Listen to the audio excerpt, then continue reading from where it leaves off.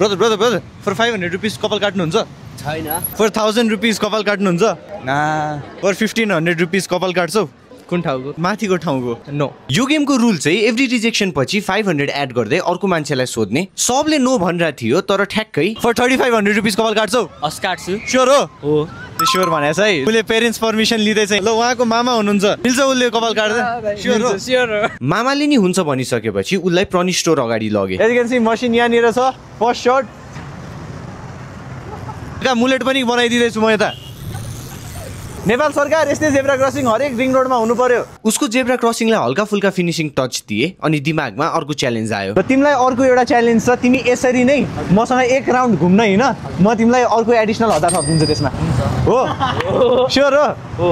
भाइ 4500 मा पुरै बिकिसक्यो अब हामी उसलाई घुमाउँछौँ पनि उसको यहाँ तालु जनतालाई देखाउँछौँ पनि हामी चाहिँ यता यहाँ जौला खेलमा यहाँ एक्वेरियम मेला चलिरहेको रहेछ त्यहाँ आछौँ हामी यहाँ पब्लिक रिएक्सनहरू पनि सोध्छौँ भाइ कपाल कस्तो लाग्यो उसको सेक्सी राई खतरा उसको कपाल कस्तो लाग्यो एकदम राम्रो के भएको तिमीले पनि काट्थ्यौ यसरी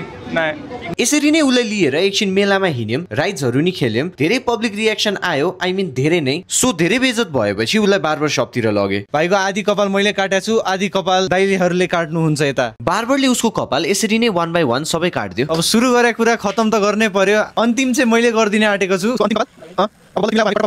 भाइ अफिसियल्ली फुल्ली तालु भइसक्यो भोलिदेखि स्कुल पनि छ रे उसको वाउ हामी चाहिँ पसलमा आइसक्यौँ क्यास प्राइजले जितेको यहाँनिर छ 4500 रुपियाँ लियो शिवजी त बसको जस्तरी